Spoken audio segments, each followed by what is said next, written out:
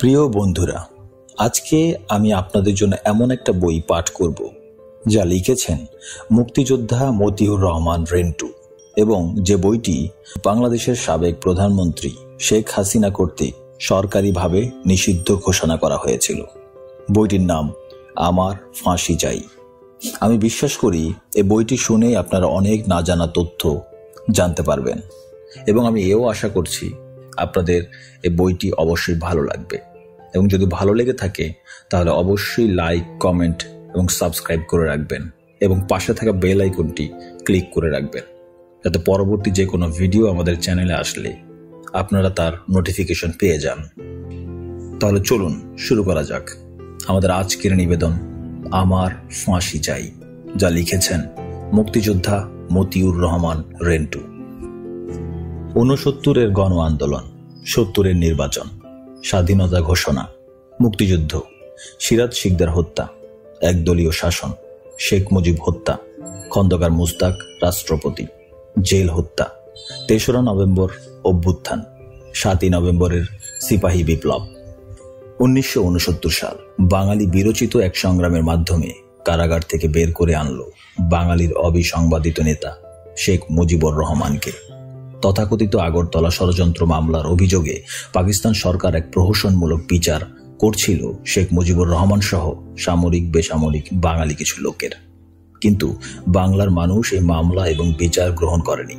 শুধু তাই নয়, এই মামলা এবং বিচারের বিরুদ্ধে তীব্র গণ আন্দোলন করে বাঙালিরা পাকিস্তান সরকারকে বাধ্য করল এই মামলা প্রত্যাহার করতে এবং শেখ মুজিবুর সহ সকল অভিযুক্ত ব্যক্তিকে নিঃশর্ত মুক্তি দিতে। তখন বাংলাদেশ ছিল পাকিস্তানের উপনিবেশ। আমাদের এই দেশের নাম ছিল পূর্ব পাকিস্তান। স্বাধীনতার পরে এই আগরতলা ষড়যন্ত্র মামলার অভিযুক্ত ব্যক্তিদের সাথে মিলেমিশে যতটুকু জানা যায় তা হলো, পাকিস্তান যে আমাদের উপনিবেশ বানিয়ে রেখেছিল এবং ধর্মের নামে বাঙালিদের শোষণ করছে, এটা তারা স্পষ্ট বুঝতে পেরেছিল। ঔপনিবেশিক শোষণ ও বাঙালিদের, বিশেষ করে বাঙালি সৈনিকদের বঞ্চিত করার বিষয়গুলো পাকিস্তান সামরিক বাহিনীর অন্তর্ভুক্ত বাঙালিদের মধ্যে কানাঘুষা চলছিল। পাকিস্তান সেনাবাহিনীর বাঙালি সৈনিকরা তাদের প্রাপ্য পাওনা নিয়ে ভাবতে আরম্ভ করেছিল। ঠিক এমন মুহূর্তে পাকিস্তান সরকার শেখ মুজিবুর সহ সামরিক বেসামরিক বাঙালিদের গ্রেপ্তার করে ও আগরতলা ষড়যন্ত্র মামলা সাজায়। এই মামলায় অভিযুক্তরা পাকিস্তান থেকে বাংলাদেশ স্বাধীন করবে এই রকম কোনো কঠিন সিদ্ধান্ত সেই সময় নেয়নি, তবে ক্রমশ নিজেদের অধিকার সম্পর্কে সচেতন হয়ে পড়েছিল। এই মামলায় এমন অভিযুক্তও ছিলেন যিনি কিছুই জানতেন না, শুধু বাঙালি হওয়ার কারণেই মূলত অভিযুক্ত হয়েছিলেন। পাকিস্তান আমাদের অধিকার সচেতনতাকে অঙ্কুরেই ধ্বংস করে দেওয়ার জন্যই এই আগরতলা ষড়যন্ত্র মামলা সূত্রপাত করেছিল। এমন অনেক অভিযুক্ত ছিলেন যারা ঢাকা ক্যান্টনমেন্টে আসামির কাঠগড়ায় দাঁড়ানো ছাড়া শেখ মুজিবকে আর কখনো দেখেননি। এক প্রত্যুষে পাকিস্তান থেকে বাংলাদেশকে স্বাধীন করে ফেলার এমন কোনো স্পষ্ট পরিকল্পনা বা সিদ্ধান্ত অভিযুক্তদের কারোই কখনো ছিল না বলে আগরতলা মামলার প্রায় অভিযুক্তদের কাছ থেকে জানা যায়। অভিযুক্তদের প্রায় সকলেই বলেন যে বাঙালিদের অধিকার থেকে বঞ্চিত রাখা এবং নির্যাতনের জন্যই মূলত পাকিস্তান সরকার তিলকে তাল বানিয়ে এই আগরতলা মামলা দায়ের করেন। পূর্ব পাকিস্তানের বাঙালিরা পাকিস্তানের নির্যাতনের বিরুদ্ধে বিরচিত গণ আন্দোলনের মাধ্যমে শেখ মুজিব সহ অভিযুক্ত সকলকে মুক্ত করে আনে। 1969 সালেই ছাত্র নেতা তোফায়েল আহমেদের সভাপতিত্বে অনুষ্ঠিত এক ছাত্র জনতার বিশাল সভায় শেখ মুজিবকে বঙ্গবন্ধু উপাধি দেয়া হয়। 1970 সালে পাকিস্তান সরকার জাতীয় পরিষদের এবং প্রাদেশিক পরিষদের নির্বাচন ঘোষণা করে। মুসলিম জননেতা মাওলানা আব্দুল হামিদ খান ভাসানীর নেতৃত্বে কিছু সংখ্যক বামপন্থী রাজনৈতিক নেতা নির্বাচন বর্জনের জোরালো আহ্বান জানান। মুসলিম জননেতা মাওলানা ভাসানীর বক্তব্য ছিল, পাকিস্তানি সরকারের নির্বাচনী ফাঁদে পা না দিয়ে পূর্বাঞ্চলকে স্বাধীন করার সংগ্রাম শুরু করা উচিত। তাদের স্লোগান ছিল, নির্বাচনের লাথিমার, পূর্ব বাংলা স্বাধীন কর। অপরদিকে বঙ্গবন্ধু শেখ মুজিবুর রহমান নির্বাচনে অংশগ্রহণের পক্ষে ছিলেন এবং তিনি জনগণকে নির্বাচনে অংশ নেওয়ার আহ্বান জানান। জনগণ বঙ্গবন্ধুর আহ্বানে অভূতপূর্ব সাড়া দিল। গোটা পূর্ব পাকিস্তানে বঙ্গবন্ধু এবং তার দল আওয়ামী লীগের পক্ষে নির্বাচনী জোয়ার বয়ে গেল। নির্বাচনে বঙ্গবন্ধু শেখ মুজিবুর রহমান ও তার দল আওয়ামী লীগকে বাঙালিরা পূর্ব পাকিস্তানের 169টি আসনের মধ্যে মাত্র 2টি ছাড়া বাকি 167টি আসনে বিজয়ী করল। মোট ভোটের শতকরা 92টি ভোট বঙ্গবন্ধু এবং তার দল পেলেন। বঙ্গবন্ধু শেখ মুজিবুর রহমান সারা পাকিস্তানের সংখ্যাগরিষ্ঠ নেতা হলেন। পাকিস্তানের তৎকালীন রাষ্ট্রপতি জেনারেল ইয়াহিয়া খান বঙ্গবন্ধু শেখ মুজিবকে পাকিস্তানের ভাবী প্রধানমন্ত্রী হিসেবে অভিহিত করলেন। কিন্তু পশ্চিম পাকিস্তানের সংখ্যাগরিষ্ঠ নেতা জুলফিকার আলী ভুট্টো এবং পাকিস্তানের প্রেসিডেন্ট জেনারেল ইয়াহিয়া খান বঙ্গবন্ধুকে প্রধানমন্ত্রী এবং তার দল আওয়ামী লীগকে পাকিস্তানের ক্ষমতা না দেওয়ার নানান চক্রান্ত শুরু করলেন। পূর্ব পাকিস্তানের রাজনৈতিক পরিস্থিতি হলো আগ্নেয়গিরির মতো। বাঙালিরা চরম উৎকণ্ঠিত, উত্তেজিত। রাজপথ মিছিলে, মিটিংয়ে প্রকম্পিত।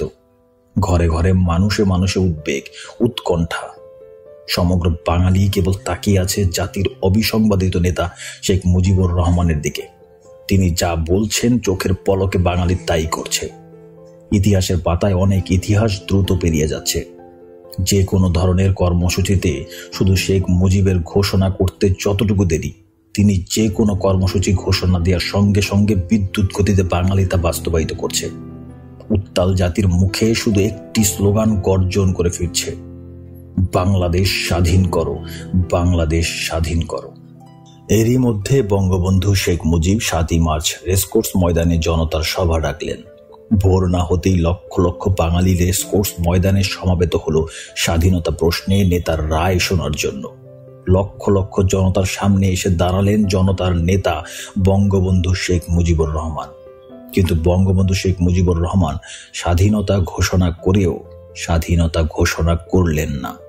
পাকিস্তান সরকারের কাছে বঙ্গবন্ধু শেখ মুজিবুর রহমান মূলত 4টি কন্ডিশন বা দাবি দিয়ে তার ভাষণ শেষ করলেন।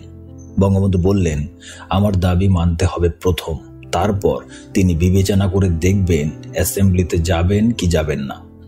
যদিও বঙ্গবন্ধু শেখ মুজিবুর রহমান বললেন, এবারের সংগ্রাম আমাদের মুক্তির সংগ্রাম, এবারের সংগ্রাম স্বাধীনতার সংগ্রাম। তারপর বলা যায় না বঙ্গবন্ধু শেখ মুজিবুর রহমান 71-এর 7ই মার্চ স্বাধীনতা ঘোষণা করেছেন। 7ই মার্চ 1971 তিনি স্বাধীনতা ঘোষণা করেও স্বাধীনতা ঘোষণা করেননি। অজ্ঞাত কারণে তিনি 71-এর 7ই মার্চ পরিষ্কারভাবে স্বাধীনতা ঘোষণা না করে স্বাধীনতা ঘোষণা করতে একটুখানি বাকি রাখলেন এবং পাকিস্তান সরকারের উদ্দেশ্যে 4টি দাবি করলেন। আবার তার এই দাবি মেনে নেয়ার জন্য পাকিস্তান সরকারকে সুনির্দিষ্ট কোনো সময়সীমাও বেঁধে দিলেন না। তবে তার নির্দেশে যে অসহযোগ আন্দোলন তখন চলছিল তা বজায় রাখার নির্দেশ তিনি দেন এবং সেই সাথে নতুন করে যোগ করলেন খাজনা, ট্যাক্স সব বন্ধ করে দেওয়ার নির্দেশ। হরতাল প্রত্যাহার করলেন। স্কুল, কলেজ, অফিস, আদালত, কলকারখানা সব বন্ধ ঘোষণা করলেন। মাস শেষে কর্মচারীদের বেতন নিয়ে আসতে বললেন। শিল্পের মালিককে শ্রমিকের বেতন পৌঁছে দিতে বললেন। রেডিও টেলিভিশন তার সংবাদ পরিবেশন না করলে বাঙালিদের রেডিও টেলিভিশনে যেতে নিষেধ করলেন। আন্দোলন তখন নতুন মোড় নিল। বাঙালি বুঝতে পারল স্বাধীনতা ছাড়া আর কোনো গত্যন্তর নেই। কিন্তু ঠিক কবে থেকে স্বাধীনতার যুদ্ধ বা মুক্তিযুদ্ধ শুরু হবে এবং কিভাবে হবে তা নিয়ে ছিল অস্পষ্টতা ও সংশয়। কারোরই সঠিক কোনো পরিষ্কার ধারণা ছিল না। কোনো এক অজ্ঞাত কারণে 71-এর 7ই মার্চ বঙ্গবন্ধু শেখ মুজিবুর রহমান এককভাবে সুস্পষ্ট করে স্বাধীনতা ঘোষণা করলেন না কেন তা কখনো কোনো দিন পরিষ্কার জানা যায়নি। বিশ্লেষণ এবং সামরিক পরিসংখ্যানে জানা যায় 7ই মার্চ বঙ্গবন্ধু শেখ মুজিবুর রহমান যদি পাকিস্তানের সাথে সম্পর্ক ছিন্ন করে বাংলাদেশকে স্বাধীন সার্বভৌম দেশ হিসেবে ঘোষণা করতেন এবং সুদূর 12,000 মাইল দূর থেকে আসা পাকিস্তানি সৈন্যদের বন্দী করতে বলতেন, তাহলে পাকিস্তানি সৈন্যদের সাথে বাঙালি সৈন্য, ইপিআর, পুলিশ ও জনতার যে লড়াই বা যুদ্ধ হতো সেই যুদ্ধে মাত্র কয়েকদিনের মধ্যেই সামান্য রক্তপাতের বিনিময়েই আমাদের দেশ মুক্ত বা স্বাধীন হতো। 1971 সালের 7ই মার্চ পর্যন্ত বাংলাদেশে, তৎকালীন পূর্ব পাকিস্তানি সৈন্য সংখ্যা এতই নগণ্য ছিল যে পাকিস্তানি পাঞ্জাবি, সিন্ধি, বেলুচ সৈন্য বাঙালি সৈন্যদের কাছে অসহায় এবং মুখাপেক্ষী ছিল। আবার এই পাকিস্তানি পাঞ্জাবি, সিন্ধি, বেলুচ সৈন্যদের অধিকাংশ ছিল অফিসার, যারা যুদ্ধ পরিচালনা করে কিন্তু সরাসরি যুদ্ধ করে না। এই নগণ্য সংখ্যক পাকিস্তানি সৈন্যকে ধরাশায়ী বা পরাস্ত করতে বাঙালি সৈন্য, ইপিআর, পুলিশ এবং 7.5 কোটি জনতার কোনো ক্রমেই সপ্তাহের বেশি সময় লাগত না। কিন্তু অজ্ঞাত কারণে 7ই মার্চ বঙ্গবন্ধু মুজিবুর রহমান স্পষ্টভাবে সরাসরি স্বাধীনতা ঘোষণা না করায় এবং অনির্দিষ্ট সময় নিয়ে পাকিস্তানের কাছে 4টি দাবি বা শর্ত দেওয়ার সুযোগে পাকিস্তান দিবারাত্রি তাদের সৈন্য এবং অস্ত্র বাংলাদেশে এনেছে। 1971 সালের 7ই মার্চ পর্যন্ত বাংলাদেশে পাকিস্তানের যত নন বেঙ্গলি সৈন্য ছিল, 7ই মার্চ শেখ মুজিবুর রহমানের ভাষণের পর পাকিস্তান বাংলাদেশে তার সৈন্য ও অস্ত্রশস্ত্র গোলাবারুদ বহুগুণ বেশি বৃদ্ধি করে এবং পাকিস্তানি নন বেঙ্গলি সৈন্যের সংখ্যা যখন বাঙালি সৈন্য সংখ্যার চাইতে বহুগুণ বেশি বৃদ্ধি হয়, কেবল তখনই পাকিস্তানিরা বাঙালিদের আক্রমণ শুরু করে। বঙ্গবন্ধু 7ই মার্চের ভাষণে পাকিস্তানিরা আক্রমণ করলে রাস্তাঘাট বন্ধ করে দেওয়ার কথা বলেছেন, যার যা আছে তাই নিয়ে মোকাবেলা করার কথা বলেছেন, খাজনা ট্যাক্স বন্ধ করে দেওয়ার কথা বলেছেন, বাংলাদেশ থেকে পাকিস্তানে টাকা পয়সা পাঠানো বন্ধ করেছেন। ফলে পাকিস্তান 7ই মার্চ থেকে তৎকালীন ঢাকা তেজগাঁও বিমানবন্দর দিনরাত 24 ঘন্টা শুধু সৈন্য আনার কাজে ব্যবহার করেছে। পাকিস্তান আমাদের দেশ থেকে 12,000 মাইল দূরবর্তী একটি দেশ। শুধু দূরত্বটাই মুখ্য নয়, আমাদের বাংলাদেশ আর পাকিস্তানের ঠিক পুরোপুরি মাঝখানে রয়েছে পাকিস্তানের চিরশত্রু দেশ ভারত। এই মাঝখানের শত্রু ভাবাপন্ন বিশাল ভারত টুপকে পাকিস্তানিদের বাংলাদেশে আসা কিছুতেই সম্ভব ছিল না, প্রশ্নই ওঠে না। ভৌগোলিক কারণেই অতি সহজে স্বল্প সময়ে স্বল্প প্রাণহানিতে আমাদের দেশ স্বাধীন হওয়া খুবই সম্ভব ছিল, উচিত ছিল। এমন হওয়াও বিচিত্র ছিল না যে বিনা যুদ্ধে বিনা রক্তপাতেই আমাদের দেশ স্বাধীন হতো। কিন্তু আমাদের স্বাধীনতার জন্য কার্যকরী ব্যবস্থা না নিয়ে বঙ্গবন্ধু শেখ মুজিবুর রহমান কর্তৃক পাকিস্তানিদের দীর্ঘ সময় দেওয়ার কারণেই আমাদের স্বাধীনতার জন্য 30 লক্ষ মানুষকে প্রাণ দিতে হলো, 2 লক্ষ মা বোনদের ইজ্জতও দিতে হলো। আসলে শেখ মুজিবুর রহমান মানসিকভাবে স্বাধীনতার জন্য প্রস্তুত ছিলেন না, অথবা পাকিস্তান থেকে বিচ্ছিন্ন হয়ে আলাদা স্বাধীন রাষ্ট্র তিনি চাননি। পাকিস্তানিরা আমাদের উপর স্বাধীনতা যুদ্ধ বা মুক্তিযুদ্ধ চাপিয়ে দিয়েছিল এবং তাদের আক্রমণ ও হত্যাযজ্ঞের ফলেই আমরা মুক্তিযুদ্ধ করতে বাধ্য হই। অর্থাৎ পাকিস্তানিরাই আমাদের স্বাধীন হতে বাধ্য করেছে। 1971 সালের 7ই মার্চের ভাষণে শেখ মুজিবুর রহমান পাকিস্তানের কাছে যে 4টি দাবি করেছিলেন সেগুলো হলো: 1. সামরিক আইন মার্শাল ল তুলে নিতে হবে। 2. সমস্ত সেনাবাহিনীর লোকদের ব্যারাকে ফিরিয়ে নিতে হবে। 3. যেসব হত্যা করা হয়েছে তার তদন্ত করতে হবে। এবং 4. জনপ্রতিনিধিদের কাছে ক্ষমা হস্তান্তর করতে হবে। অর্থাৎ বঙ্গবন্ধু শেখ মুজিবুর রহমানকে পাকিস্তানের প্রধানমন্ত্রী করতে হবে। এই দাবিগুলো যদি পাকিস্তানিরা মেনে নিত তাহলে কি আমাদের মুক্তিযুদ্ধ করতে হতো? পাকিস্তান থেকে বিচ্ছিন্ন হয়ে আমাদের আলাদা স্বাধীন রাষ্ট্র বাংলাদেশে কি হতো? কবি নির্মলেন্দু গুণের মতে শেখ মুজিবুর রহমানের 7ই মার্চের দাবি পাকিস্তান যদি মেনে নিত তাহলে আর যাই হোক এই যাত্রায় বাংলাদেশ স্বাধীন হতো না। বঙ্গবন্ধু শেখ মুজিবুর রহমান ছিলেন পাকিস্তানের নির্বাচিত জনপ্রতিনিধিদের নেতা। পাকিস্তানিরা যদি শেখ মুজিবকে নির্বাচিত নেতা হিসেবে ক্ষমতা দিত, যদি বঙ্গবন্ধু শেখ মুজিবুর রহমান পাকিস্তানের প্রধানমন্ত্রী হতেন, তাহলে তো আমরা নিশ্চয়ই পাকিস্তান থেকে বিচ্ছিন্ন হয়ে আলাদা স্বাধীন রাষ্ট্র হতাম না, বা বঙ্গবন্ধু তা চাইতেন না।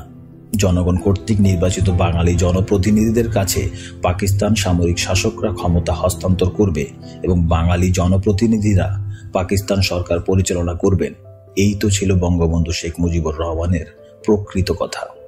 পাকিস্তানের সংখ্যাগরিষ্ঠ ছিল বাঙালি, এই সংখ্যাগরিষ্ঠ বাঙালিরা পাকিস্তান শাসন করবে, এটাই ছিল বঙ্গবন্ধু শেখ মুজিবুর রহমানের মূল মন্ত্র। ঘটনা প্রবাহের ঐতিহাসিক বিশ্লেষণে বঙ্গবন্ধু শেখ মুজিবুর রহমান ছিলেন পাকিস্তানের শেষ ব্যক্তি যিনি পাকিস্তানের অখণ্ডতায় দৃঢ়ভাবে বিশ্বাসী ছিলেন। ঐক্যবদ্ধ পাকিস্তানের প্রতি শেখ মুজিবুর রহমানের ছিল পূর্ণ আনুগত্য। পাকিস্তান বিচ্ছিন্ন হয়ে যাক, পাকিস্তান টুকরো হয়ে যাক, বঙ্গবন্ধু শেখ মুজিবুর রহমান কখনোই তা চাননি। আর চাননি বলেই প্রয়োজনীয় সুযোগ থাকা সত্ত্বেও তিনি পাকিস্তান থেকে বিচ্ছিন্ন হয়ে আলাদা স্বাধীন রাষ্ট্র তৈরির জন্য কোনো বাস্তব কার্যকর ভূমিকা নেননি।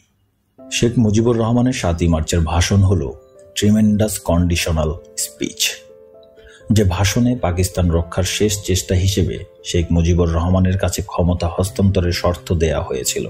আবার ক্ষমতা না দেয়া হলে পাকিস্তান বিচ্ছিন্ন হয়ে যাওয়ার সতর্ক হুঁশিয়ারি দেয়া হয়েছে। 7ই মার্চের বঙ্গবন্ধু শেখ মুজিবুর রহমান এর ভাষণ ছিল বিশ্ব ইতিহাসে অদ্বিতীয় এক অনন্য ঐতিহাসিক ভাষণ, যে ভাষণে তিনি স্বাধীনতা ঘোষণা করেও স্বাধীনতা ঘোষণা করেননি। সেই কারণেই আমাদের স্বাধীনতা ঘোষণার তারিখ বা দিন এবং স্বাধীনতার ঘোষক নিয়ে চির বিতর্ক। আমরা 26শে মার্চকে স্বাধীনতা দিবস হিসেবে পালন করি। তার মূল কারণ হল 25শে মার্চ দিবাগত রাত 12টার পর পাকিস্তানি সেনাবাহিনী ঘুমন্ত বাঙালির উপর পৈশাচিক আক্রমণ ও গণহত্যাযজ্ঞ শুরু করে। 25শে মার্চ দিবাগত গভীর রাত অর্থাৎ ঘড়ির সময় অনুযায়ী তা 26শে মার্চের প্রথম প্রহর ধরা হয় বলেই 26শে মার্চকে আমরা স্বাধীনতা দিবস হিসেবে পালন করি। প্রকৃতপক্ষে পাকিস্তানি সৈনিকদের আক্রমণ আর ঘড়ির সময় হিসেবে নিয়েই 26শে মার্চকে স্বাধীনতা দিবস ধরা হয়। এই হিসেবে বলি, পাকিস্তানিরা আমাদের 26শে মার্চের আগে অথবা পরে যে কোনো দিন আক্রমণ করত, তাহলে সেই দিনটিই আমাদের স্বাধীনতা দিবস হিসেবে চিহ্নিত হতো। সত্যি কথা বলতে কি, কেউই সঠিক সময়ে পূর্ণাঙ্গ রূপে আমাদের স্বাধীনতা ঘোষণা করেননি। যদিও বলা হয়ে থাকে 25শে মার্চ রাত 12টার পর টেলিগ্রামের মাধ্যমে বঙ্গবন্ধু শেখ মুজিবুর রহমান স্বাধীনতা ঘোষণা করেছিলেন, কিন্তু টেলিগ্রামের ওই ঘোষণার যথার্থতা খুঁজে পাওয়া যায়নি। টেলিগ্রামের মাধ্যমে বঙ্গবন্ধু শেখ মুজিবুর রহমানের স্বাধীনতা ঘোষণাটি তখনকার সময়ের 7.5 কোটি বাঙালির কেউ পেয়েছে বা শুনেছে, আজ পর্যন্ত এমন দাবি কেউ করেনি। 23শে মার্চ হলো পাকিস্তান দিবস। এই 23শে মার্চে পাকিস্তান দিবসে তৎকালীন পূর্ব পাকিস্তান, যেটা এখন বর্তমান বাংলাদেশ, এটা সহ সারা পাকিস্তানের সকল সরকারি বেসরকারি পতাকা তোলা হতো। শহরের রাস্তাগুলো পাকিস্তানি পতাকা দিয়ে সাজানো হতো এবং রাষ্ট্রীয় ও সামাজিক নানা অনুষ্ঠানের মধ্য দিয়ে 23শে মার্চ পাকিস্তান দিবস পালন করা হতো। কিন্তু 71-এর 23শে মার্চ পাকিস্তান দিবসে পূর্ব পাকিস্তানের, যা এখন বাংলাদেশ নামে পরিচিত, তথা বর্তমান বাংলাদেশের কোথাও কোনো সরকারি বেসরকারি ভবনে পাকিস্তানি পতাকা তো উড়ানো হয়নি, বরং জনগণ স্বেচ্ছায় স্বতঃস্ফূর্তভাবে এদেশের প্রতিটি সরকারি বেসরকারি ভবনে, প্রতিটি বাড়িঘরে, রাস্তাঘাটে, গ্রাম বাংলার গাছে গাছে, এমনকি বঙ্গবন্ধু শেখ মুজিবের বাসভবনে সবুজের মাঝে লাল বৃত্তের উপর হলুদ রঙের মানচিত্র খচিত স্বাধীন বাংলার পতাকা উড়িয়ে দিয়ে পাকিস্তানের যবনিকাপাত ঘটালো। পাকিস্তান দিবসে পাকিস্তানি পতাকা উড়ল না, পাকিস্তানি সৈন্যরা কুচকাওয়াজ করল না, পাকিস্তানের কোনো অস্তিত্বই খুঁজে পাওয়া গেল না। তারপরও বঙ্গবন্ধু শেখ মুজিবুর রহমান স্বীকৃত পন্থায় সোজাসুজি স্পষ্ট করে বাংলার স্বাধীনতা ঘোষণা করেননি। কি এক অজ্ঞাত কারণে শেখ মুজিবুর রহমান মুখ খোলেননি, নীরব ছিলেন। স্বাধীনতা ঘোষণার বৈধ রাজনৈতিক দায়িত্ব কেবলমাত্র শেখ মুজিবকেই বাঙালি জাতি দিয়েছিলেন, কিন্তু শেখ মুজিবুর রহমান জাতি কর্তৃক প্রদত্ত রাজনৈতিক দায়িত্ব পালন করে স্বাধীনতা ঘোষণা করেননি। ওই পরিস্থিতিতে অন্য কারো পক্ষে স্বাধীনতা ঘোষণা করা সম্ভব ছিল না, কেননা শেখ মুজিব ছিলেন বাঙালির আশা আকাঙ্ক্ষার প্রতীক। তবে পাকিস্তানিরা ভয়, লোভ, কোনো কিছুর বিনিময়েই বঙ্গবন্ধু শেখ মুজিবুর রহমান স্বাধীনতা চান না, এই রকম কোনো স্বীকারোক্তি আদায় করতে পারেনি। যদি শেখ মুজিবুর রহমান স্বাধীনতার বিপক্ষে কোনো কথা বলতেন, তাহলে আমাদের স্বাধীনতা পাওয়া ডিফিকাল্ট হয়ে যেত। অপরদিকে 27শে মার্চ প্রত্যুষে চট্টগ্রাম কালুরঘাট বেতার কেন্দ্র থেকে মেজর জিয়াউর রহমান 2 রকম স্বাধীনতা ঘোষণা দেন। মেজর জিয়াউর রহমান প্রথম ঘোষণা দেন, I am Major Jia, President People's Republic of Bangladesh. I declare independent of Bangladesh. Major Ziaur Rahman দ্বিতীয়বার ঘোষণা দেন, I am Major Jia. I declare independent of Bangladesh on behalf of our great leader Sheikh Mujibur Rahman. Major Ziaur Rahman Bengal regiment, EPR, police এবং জনতাকে পাকিস্তান আর্মির বিরুদ্ধে যুদ্ধে ঝাঁপিয়ে পড়ার আহ্বান জানান এবং সারা দুনিয়ার কাছে মুক্তিযুদ্ধের পক্ষে সাহায্যের আবেদন জানান। যদিও জিয়াউর রহমানের 27শে মার্চ সকালে এই ঘোষণা দেওয়ার আগেই 25শে মার্চ দিবাগত গভীর রাতে অর্থাৎ ঘড়ির সময় অনুযায়ী 26শে মার্চ প্রথম প্রহরেই ঢাকাতে ইপিআর এবং পুলিশ পাকিস্তানিদের বিরুদ্ধে যুদ্ধ শুরু করে দেয়। পাকিস্তানি সৈন্যরা ঢাকার রাজারবাগ পুলিশ হেডকোয়ার্টার এবং ঢাকার পিলখানায় ইপিআর হেডকোয়ার্টারে আক্রমণ করলে ইস্ট পাকিস্তান রাইফেল এবং পুলিশ পাকিস্তানিদের কাছে আত্মসমর্পণ না করে পাল্টা আক্রমণ করে এবং আমরা ছাত্র জনতা ওই রাতেই ঢাকার বিভিন্ন থানা থেকে পুলিশের রাইফেল এনে পাকিস্তানিদের বিরুদ্ধে যুদ্ধের প্রস্তুতি নিই। কিন্তু আমাদের রাইফেল চালানোর প্রশিক্ষণ না থাকায় আমরা পাকিস্তানিদের বিরুদ্ধে ওই রাতে যুদ্ধ শুরু করতে পারিনি। ইপিআর ও পুলিশের ওই রাতের যুদ্ধটা ছিল মূলত আত্মরক্ষার্থে। কারো কোনো প্রকার নির্দেশ বা ঘোষণা ছাড়াই ইপিআর ও পুলিশ পাকিস্তানিদের বিরুদ্ধে 25শে মার্চ দিবাগত গভীর রাতেই যুদ্ধ শুরু করে দিয়েছিল। তারপরও বলা চলে মেজর জিয়াউর রহমানের 27শে মার্চের সকালের স্বাধীনতা ঘোষণায় মুক্তি পাগল গোটা জাতি ভীষণভাবে আশান্বিত হয়েছিল, অনুপ্রাণিত হয়েছিল। বিশেষ করে যারা দেশের জন্য যুদ্ধ করার জন্য মানসিকভাবে চূড়ান্ত প্রস্তুত হয়েছিল, তাদের মধ্যে জিয়াউর রহমানের এই ঘোষণা অভূতপূর্ব চাঞ্চল্যের সৃষ্টি করেছিল, উৎসাহ, উদ্দীপনা ও প্রেরণার সৃষ্টি করেছিল। বঙ্গবন্ধু শেখ মুজিবুর রহমান মুক্তিযুদ্ধের নেতৃত্ব দেওয়ার অনুরূপ চেষ্টা না করেই পাকিস্তানিদের হাতে গ্রেপ্তার হন। অজ্ঞাত কারণে তিনি কিছুটা ইচ্ছাকৃতভাবেই পাকিস্তানিদের হাতে বন্দী হন বলে অনুমান করা হয়।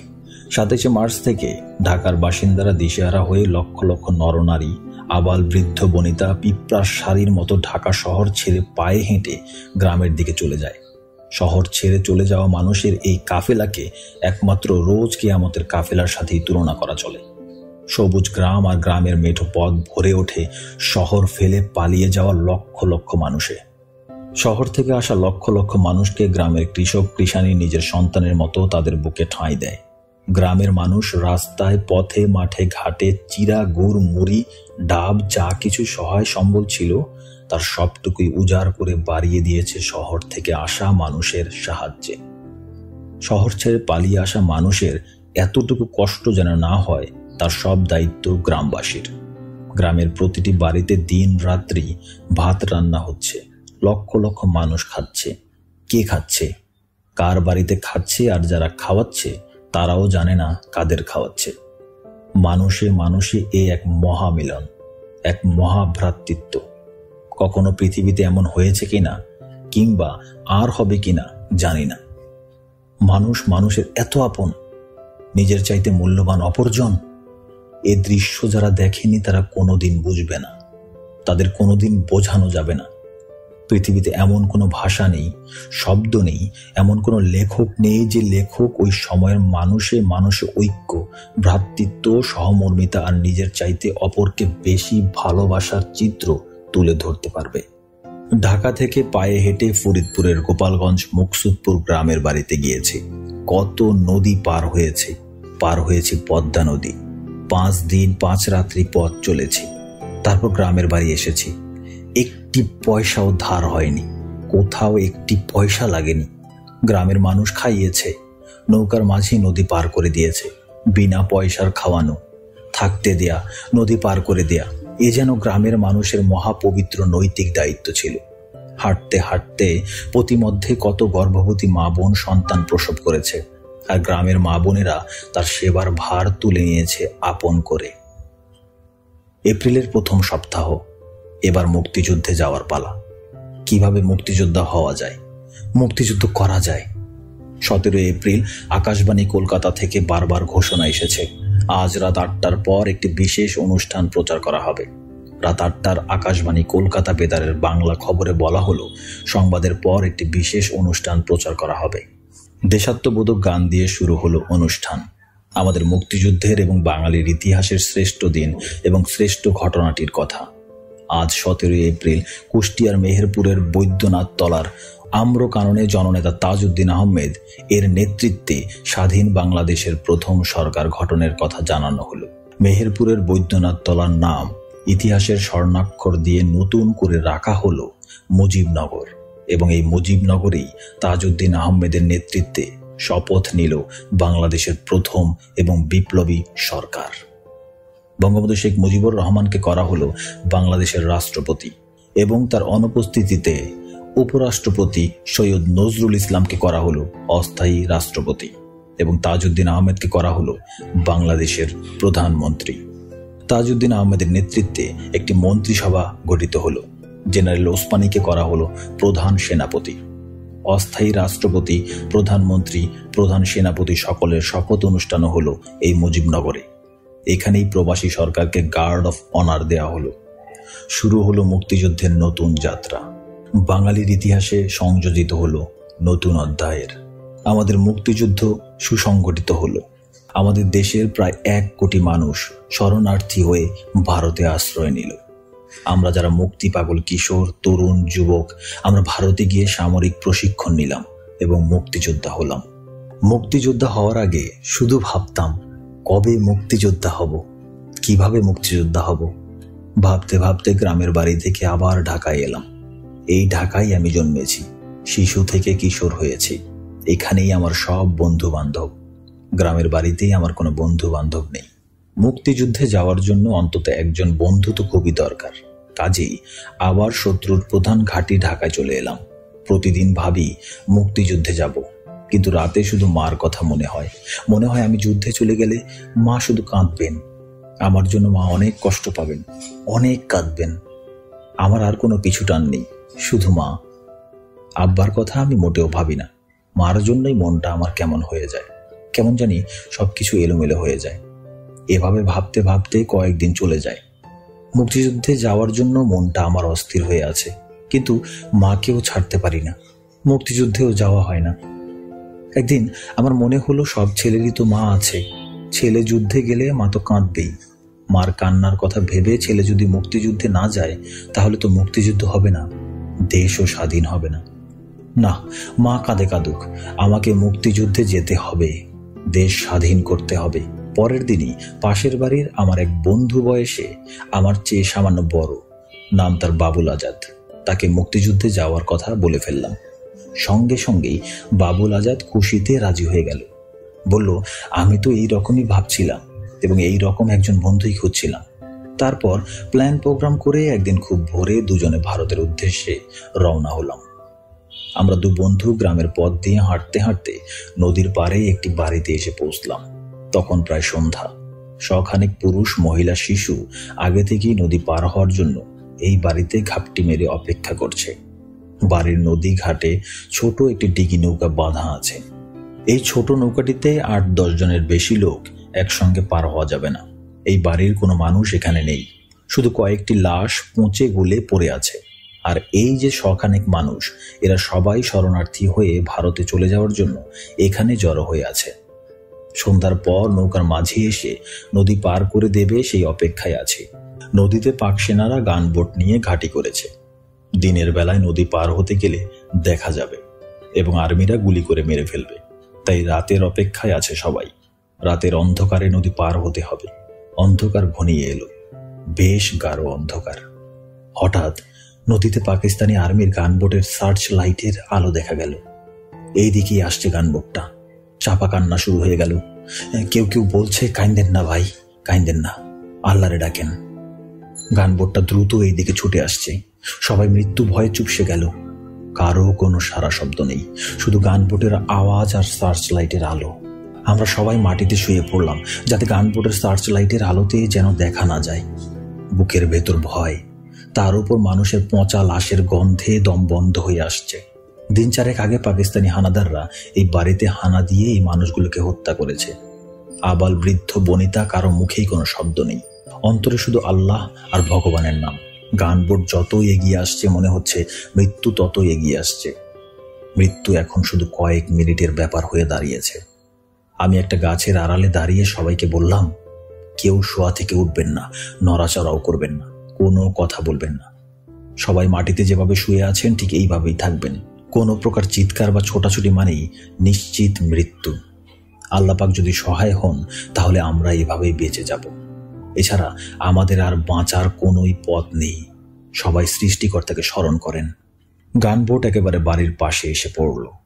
সার্চ লাইটের তীব্র আলোয় আলোকিত হলো সারা বাড়ি। বাড়ির আঙিনায় কাপড় শুকানোর যে দড়ি বাঁধা ছিল তাও স্পষ্ট দেখা গেল। গানবোটটি যত দ্রুত এসেছিল তত দ্রুতই চলে গেল, থামল না। এক সময় অদৃশ্য হয়ে গেল। সবাই যেন নতুন জীবন নিয়ে বেঁচে উঠল। কিছুক্ষণ পর নৌকার মাঝি এলো। কার আগে কে যাবে একসঙ্গে লাফিয়ে নৌকায় উঠে পড়ল। যা হবার তাই হলো। তীরেই নৌকা ডুবে গেল। নৌকা তুলে পানি ফেলে মাত্র ভাসানো হলো, সঙ্গে সঙ্গে আবারও সবাই নৌকায় লাফিয়ে উঠল। পানি সেচে আবারও সবাই একসঙ্গে উঠতে গিয়ে ডুবিয়ে দিল নৌকা। শিশু আর মহিলারা কাঁদতে শুরু করলো। আমি আর আমার বন্ধু বাবুল আজাদ উচ্চ কণ্ঠে ধমকের সুরে বললাম, আমরা দুজন সবার শেষে যাব, একজনও বাকি থাকতে আমরা যাব না। সবাই নদী পার হওয়ার পর আমরা পার হব। কে কে আমাদের সঙ্গে নদী পার হবেন? কেউই কোনো কথা বলল না, সকলেই চুপ। আমরা কথা দিলাম সবাই আগে যাবেন, আমাদের আগে যাবেন, আমরা যাকে বলবো সেই নৌকায় উঠবেন, নইলে নৌকা আর তুলব না, সবাই একসঙ্গে মারা পড়ব। জনা কয়েক বলে উঠল, ঠিক আছে, আপনারাই ঠিক করে দেবেন কে কখন উঠবে। কেউ কেউ বলে উঠল, আবার নিজেরাই আমাদের ফেলে চলে যেয়েন না। বললাম, দেখতেই তো পাবেন যাই কিনা, কাউকেই ফেলে আমরা যাব না। আমাদের কথা শোনেন, সবাই নদী পার হতে পারবেন এবং আমাদের আগে পার হবেন। আবার নৌকা তুলে পানি ফেলে নৌকা জাগালাম। ডান দিক থেকে এক এক করে 9 জন করে নৌকায় তুললাম। নৌকা ছেড়ে গেল, নামিয়ে দিয়ে আবার নৌকা ফিরে এলো। শেষ ট্রিপে আমরা 2 জন সহ 5 জন নৌকায় উঠে নদী পার হলাম। সীমান্তের কাছাকাছি বাতেন ভাই নামে এক ভদ্রলোকের বাড়িতে রাত্রি কাটানোর পর সকালবেলায় আমার বন্ধু বাবুল আজাদ কান্না জুড়ে দিল। সে ঢাকায় ফিরে আসবে, আবার আমাকে সঙ্গে নিয়ে ফিরে আসবে। বাবুল আজাদ কাঁদতে কাঁদতে বলতে থাকলো, রাত্রে স্বপ্নে দেখেছি মা বলছে ফিরে আয়। রিম্মিকে স্বপ্নে দেখেছি। রিম্মি হলো বাবুল আজাদ আর আমার বাসার ঠিক উল্টো দিকের বাসার মস্ত বড় এক ধনী লোকের মেয়ে। বাবুল আজাদের প্রেমিকা, খুবই ভালো মেয়ে, সব দিক দিয়েই ভালো, আচার ব্যবহার অমায়িক, দেখতে সুন্দরী, ভালো ছাত্রী, সবার প্রিয়। বাবুল আজাদ বলল, স্বপ্নের ভিতর রিম্মি আমাকে বলছে, বাবুল তুমি যুদ্ধে যেও না, তুমি মরে গেলে আমি কাকে ভালোবাসবো, তুমি ছাড়া আমি কাউকে ভালোবাসতে পারবো না, তুমি ফিরে এসো, নইলে আমাকেও নিয়ে যাও, ইত্যাদি ইত্যাদি বলতে বলতে সে কি কান্না বাবুল আজাদের। আমার কাছে বাবুলের দাবি, চল আমরা ঘরে ফিরে যাই। কান্না যখন কিছুতেই থামাতে পারলাম না, তখন বললাম, তুই ফিরে যা, আমি ফিরে যাব না, আমি যুদ্ধে যাব। বাবুলের উত্তর, আমি তোকে ফেলে একা ফিরে যাব না, চল দুজনেই ফিরে যাই। তখন আমি বললাম, আমি ফিরে যাব না, তুই ফিরে যা। কিন্তু বাবুলও আমাকে বলতে লাগলো, না আমি তোকে ছাড়া ফিরে যাব না। বাবুল আমাকে সঙ্গে নিয়ে ঘরে ফিরে আসবে, আমি ফিরে আসব না। বাবুলের কান্না থামে না। এক পর্যায়ে বললাম, সীমান্তের কাছেই তো চলে এসেছি, চল আর একটু সামনে গিয়ে দেখি কি হচ্ছে, তারপর ফিরে আসব। এবার বাবুল আজাদ রাজি হলো, কান্না থামালো। আমরা এবার সীমান্ত লক্ষ্য করে চলতে শুরু করলাম। যতই সীমান্তের কাছে যাচ্ছি ততই বেশি করে গোলাগুলি আওয়াজ শোনা যাচ্ছে। অনেক চড়াই উতরাই পার হয়ে 2 বন্ধু মিলে ভারতের ত্রিপুরা রাজ্যের রাজধানী আগরতলায় গিয়ে পৌঁছলাম। পথের অনেক কাহিনী, সব লিখলে ফুরাবে না। ভারতের যে জায়গায় আমরা গিয়ে উঠলাম সে জায়গাটা বেশ উঁচু পাহাড়ের মতো, তবে পাহাড় না। এই জায়গায় উঠেই দেখি খাকি পোশাক পরা 4-5 জন আর্মি একটি বাংকারে দাঁড়িয়ে আছে এবং আরো 7-8 জন আর্মি দাঁড়িয়ে মানুষের সঙ্গে কথা বলছে। দেখেই তো আমার আত্মারাম খাঁচাছাড় হয়ে গেল। আমি কোথায় এলাম? যে আর্মির ভয়ে সারা পথ কষ্ট করে এলাম, আর এখানে এসে সেই আর্মির একেবারে মুখের সামনে দাঁড়িয়ে পড়লাম। ভয়ে আমি স্থির হয়ে গেলাম। কিছু সময় জ্ঞান শূন্য থাকলাম। তারপর ধীরে ধীরে তাকিয়ে দেখলাম জনগণের মাঝে কোনো প্রতিক্রিয়া নেই, সবাই যার যার কাজে ব্যস্ত। আমি ভীষণ অবাক হলাম, স্বপ্ন দেখছি না তো। পরে বুঝলাম, ও এটা তো ভারত, এরা ভারতীয় আর্মি। পৃথিবীর সব দেশের আর্মির পোশাকই যে এক, এটা আমার জানা ছিল না। আমরা শরণার্থী ক্যাম্পে বা শিবিরে না গিয়ে সোজা কলেজ টিলায় চলে গেলাম। কলেজ টিলা মানে আগরতলা এমবিবি কলেজ ক্যাম্পাস। এই কলেজ টিলাতেই বাংলাদেশের প্রাক্তন ও বর্তমান ছাত্র নেতারা থাকেন। এখানেই ছাত্র সংগ্রাম পরিষদের অফিস। শেখ ফজলুল হক মনির নেতৃত্বে আসম রব, আব্দুল কুদ্দুস মাখন, এম.এ. রশিদ, শেখ ফজলুল করিম সেলিম, মিজানুর রহমান মিজান, এদের সকলের তত্ত্বাবধানে কলেজ টিলা থেকে বাংলাদেশের ছাত্রদের তালিকাভুক্ত করে সামরিক প্রশিক্ষণ নেয়ার জন্য ভারতের বিভিন্ন ক্যাম্পে পাঠানো হতো। এই কলেজ টিলাতে গিয়ে আমরা মনি ভাই, মাখন ভাই, রশিদ ভাই এবং মিজান ভাইয়ের সাথে দেখা করলাম। নেতারা বললেন, যতদিন ট্রেনিংয়ে যাওয়া না হয় এখানে থাকো। আমরা সারাদিন আগরতলায় ঘুরে বেড়াই, রাতে কলেজ টিলায় ঘুমাই। এমনি করে প্রায় মাসখানেক চলে গেল। আমরা সঙ্গে করে বাড়ি থেকে যে টাকা পয়সা এনেছিলাম তা শেষ হয়ে যাওয়ার উপক্রম হলো। এদিকে ট্রেনিংয়ে যেতে আরো বেশ কিছুদিন অপেক্ষা করতে হবে। এই অবস্থায় বন্ধু বাবুল আজাদ একদিন বলল, দোস্ত তুমি থাকো, আমি ঢাকায় যাই, গিয়ে বাড়ি থেকে টাকা নিয়ে আসি। আমি সঙ্গে সঙ্গে বাবুলের প্রস্তাব প্রত্যাখ্যান করলাম। বললাম, না, ট্রেনিংয়ে যতদিন না যাই ততদিন খেয়ে না খেয়ে কষ্ট করতে থাকি। খাওয়ার দারুণ কষ্টে পড়ে গেলাম। দিনে এক মুঠো ভাত পাই তো পাই না অবস্থা। আর বাবুলের প্রতিদিন একই কথা, তুই থাক, আমি ঢাকায় যাই, টাকা পয়সা নিয়ে আসি। আমি বলি, না, তুই ঢাকা ফিরে গেলে আর আসবি না। বাবুল আমাকে বোঝায়, দেখ দোস্ত, আমি যদি এখান থেকে চলে যেতে চাই তাহলে কি চলে যেতে পারি না? তুই কি আমাকে আটকিয়ে রেখেছিস? আমি চলে যেতে চাইলে তো যে কোনো সময় চলে যেতে পারি। তোকে বলে যাওয়ার দরকার কি? আমি এই জন্যই তোকে বলে যেতে চাই যাতে তুই মন খারাপ না করিস। তুই বিশ্বাস কর, আমি কথা দিলাম ঠিকই ঢাকায় গিয়ে মার কাছ থেকে টাকা নিয়ে আবার তোর কাছে ফিরে আসব। আমি বাবুলের কথা বিশ্বাস করলাম না। যে ছেলে বাংলাদেশে থাকতেই রাস্তা থেকে বাড়ি ফিরে যাওয়ার জন্য কান্নাকাটি জুড়ে দিয়েছিল, সেই ছেলে একা সীমান্ত পাড়ি দিয়ে ঢাকার বাড়িতে ফিরে গিয়ে টাকা নিয়ে আবার আগরতলায় আমার কাছে ফিরে আসবে, এটা কিছুতেই বিশ্বাসযোগ্য নয়। তবে চিন্তা করলাম, বাবুল যে কোনো মুহূর্তেই সত্যিই আমাকে না জানিয়ে বাংলাদেশে চলে যেতে পারে। ওকে ধরে রাখার কোনো উপায় আমার নেই। না বলে পালিয়ে যাবে, তার চাইতে আমি বাবুলকে বাংলাদেশে যাওয়ার অনুমতি দিয়ে দেই, সেই ভালো। আমি বাবুল আজাদকে চলে যাওয়ার অনুমতি দিলাম। দু বন্ধু সীমান্তে এলাম, একজন আরেকজনকে জড়িয়ে ধরলাম। অশ্রু সজল চোখে আমি বাবুল আজাদকে বিদায় দিলাম। মনে হলো যেন আর দেখা হবে না, এ দেখাই শেষ দেখা। বিদায়ের বেলায় শুধু বললাম, আমার মাকে সান্ত্বনা দিস। আমি টিলার উপর দাঁড়িয়ে রইলাম, সামনে সমতল ভূমি, বাংলাদেশ। বাবুল ধীরে ধীরে বাংলাদেশে নেমে গেল। পলকহীন দৃষ্টিতে তাকিয়ে রইলাম বাবুলের যাওয়ার দিকে। দৃষ্টিতে যতদূর দেখা যায় বাবুল আস্তে আস্তে ছোট হয়ে যাচ্ছে। এক সময় দৃষ্টির বাইরে মিলিয়ে গেল বাবুল আজাদ। টিলার উপর ওই একই স্থানে কতক্ষণ নির্বাক পলকহীন ভারাক্রান্ত হৃদয়ে আনমনা হয়ে দাঁড়িয়েছিলাম জানি না। ভারতীয় এক শিখ সৈন্যের স্পর্শে সংজ্ঞা ফিরে পেলাম। একাকী বিষণ্ণ মনে কলেজ টিলায় ফিরে এলাম। নিজেকে ভীষণ নিঃসঙ্গ মনে হলো। সারা রাত ঘুম হলো না। রাতভর শুধু মনকে শক্ত করলাম। দেখতে দেখতে সপ্তাহখানেক পার হয়ে গেল। শুনলাম কলেজ টিলায় আমরা যারা আছি তাদের খুব তাড়াতাড়ি ট্রেনিংয়ে পাঠিয়ে দেওয়া হবে। শুনে মনটা ভালো লাগলো। মুক্তিযোদ্ধা হব, দেশের মুক্তির জন্য যুদ্ধ করব। বাবুল আজাদের কথা মনে হলো। বাবুল আজাদ আর আসবে না জানি, তবু যদি আসে আমাকে পাবে না। এসে দেখবে আমি ট্রেনিংয়ে চলে গেছি। আমার সাথে বাবুল আজাদের আর দেখা হবে না। যদি বেঁচে থাকি, বাবুলও যদি বেঁচে থাকে, দেশ স্বাধীন হলে হয়তো দেখা হবে। মিজানুর রহমান মিজান ভাই খুব অমায়িক লোক। আমাকে ডেকে বললেন, রেন্টু, তৈরি হও, 2-4 দিনের মধ্যেই ট্রেনিংয়ে যাবে। তুমি ছোট তো, তাই একটু ঝামেলা হবে। তোমাকে ছোট বলে ট্রেনিংয়ে নিতে চাইবে না। তুমি চিন্তা করো না, আমি সব ঠিক করে দেব। মিজান ভাই ট্রেনিংয়ের লিস্টটা লিখে, তাই খুব একটা ঘাবড়ালাম না। বাবুল চলে গেছে বেশ কয়েকদিন হয়ে গেল। মনের গভীরে নিজের অজান্তেই ক্ষীণ আশা, এখনো বাবুল এলো না।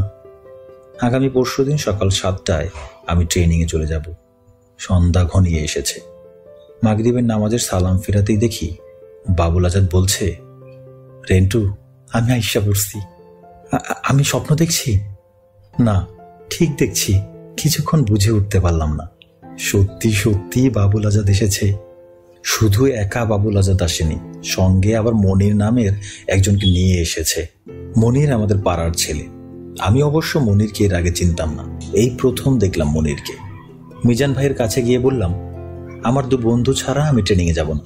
যে করেই হোক বাবুল আজাদ ও মনিরকে আমার সাথে ট্রেনিংয়ে পাঠাতেই হবে। পরের দিন সকালেই মনির বলল, ওর বড় ভাই মন্টু ভাই আগরতলাতেই কোথাও আছে। ছুটলাম মনিরের বড় ভাই মন্টু ভাইয়ের সন্ধানে। খুঁজে বের করলাম মন্টু ভাইকে।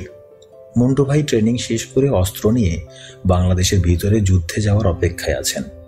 মন্টু ভাইয়ের কাছেই শুনলাম আমার সেজো ভাই ঢাকা কায়েদে আজম কলেজ ছাত্র সংসদের জিএস মজিবুর রহমান মন্টু ট্রেনিং শেষ করে অনেক আগেই ঢাকায় অপারেশনে চলে গেছে। কলেজ টিলায় ফিরে এসে দেখা হলো শহীদ ভাইয়ের সাথে। শহীদ ভাই আমার সেজো ভাই মজিবুর রহমান মন্টুর বন্ধু এবং কায়েদে আজম কলেজ ছাত্র সংসদের এজিএস।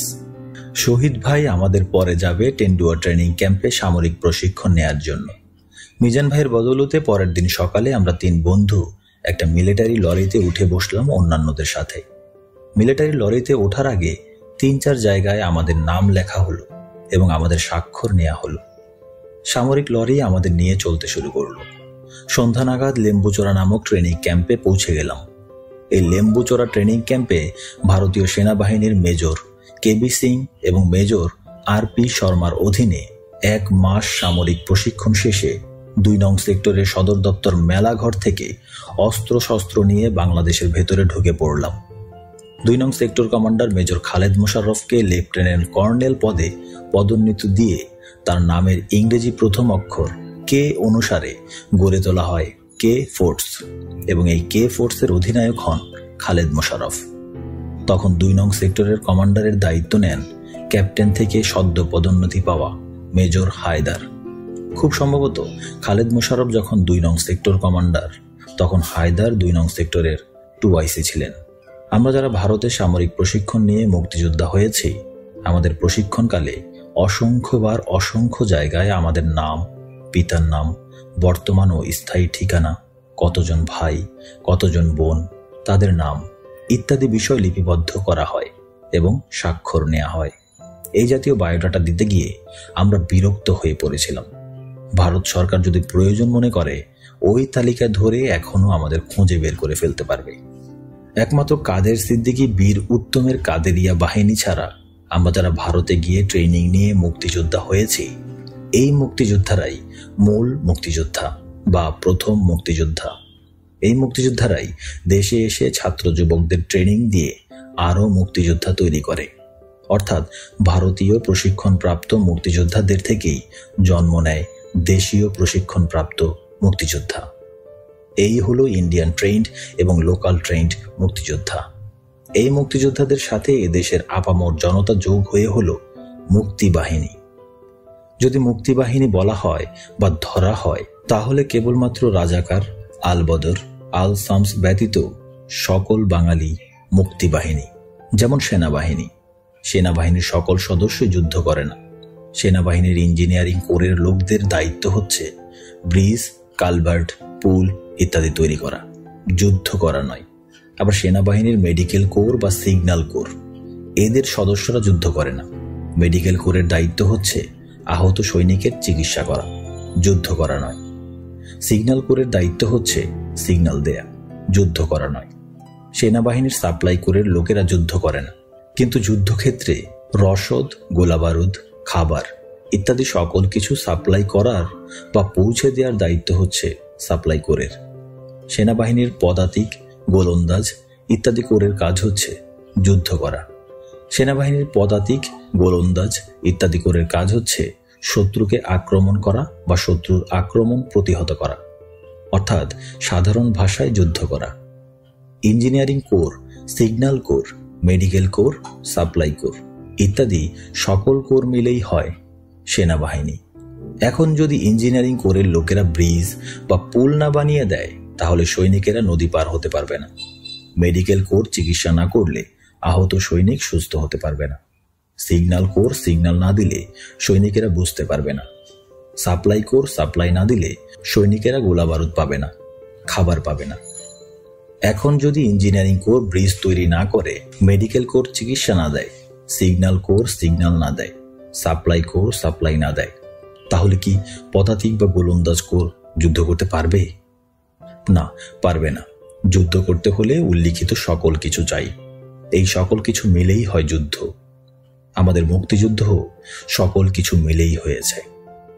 যেমন নৌকার মাঝি মুক্তিযোদ্ধাদের নদী পার করে দিয়ে ইঞ্জিনিয়ারিং কোরের দায়িত্ব পালন করেছেন। গ্রাম্য ডাক্তার বা ঔষধের দোকানদার মুক্তিযোদ্ধাকে চিকিৎসা করে মেডিকেল কোরের কাজ করেছেন। গ্রামের কৃষক পাকিস্তানি সেনাবাহিনীর গতিবিধির খবর মুক্তিযোদ্ধাকে জানিয়ে সিগন্যাল কোরের ভূমিকা নিয়েছেন। গ্রামের মা ভাত রেঁধে খাইয়েছেন এবং সাধারণ মানুষ অস্ত্র ও গুলির বোঝা মাথায় করে মুক্তিযোদ্ধাদের পৌঁছে দিয়ে সাপ্লাই কোরের কাজ করেছেন। তবেই না কেবল আমরা মুক্তিযোদ্ধারা যুদ্ধ করেছি, আমরা মুক্তিযোদ্ধারা পদাতিক বা গোলন্দাজ কোরের কাজ করেছি। গোটা 7.5 কোটি বাঙালি ইঞ্জিনিয়ারিং, মেডিকেল, সিগন্যাল, সাপ্লাই ইত্যাদি কোরের কাজ করেছেন এবং এই সকল কোরের সমন্বয়ে অর্থাৎ মুক্তিযোদ্ধা জনতার সমন্বয়ে সৃষ্টি হয়েছে মুক্তিবাহিনী। কেবলমাত্র রাজাকার, আলবদর ব্যতীত সকল বাঙালি মুক্তিবাহিনী। পাকিস্তানিরা অবশ্য এই সংজ্ঞাই বিশ্বাস করত, আর এই জন্যই তারা নির্বিচারে বাঙালি হত্যা করেছে। নির্বিচারে বাঙালি হত্যা করা ছাড়া পাকিস্তানি সৈনিকদের আর যা করার ছিল তা হলো আত্মসমর্পণ। পাকিস্তানি সেনাবাহিনীর অবস্থা ছিল দ্বীপান্তরে বা নির্বাসনে আসা মানুষের মতো। নির্বাসনে বা দ্বীপান্তরে আসা মানুষ থাকে নিরস্ত্র, কিন্তু পাকিস্তানি সেনাবাহিনীর সৈনিকদের আধুনিক অস্ত্রশস্ত্র দিয়ে নিজ ভূখণ্ড পাকিস্তান থেকে 1200 মাইল দূরে বাংলাদেশে নির্বাসনে পাঠানো হয়েছিল। পাকিস্তানি সমরবিদ ও রাজনীতিবিদরা মনে করেছিল তারা শুধু অস্ত্রের জোরে মানুষ খুন করেই বাংলাদেশ দীর্ঘদিন দখল করে রাখতে পারবে।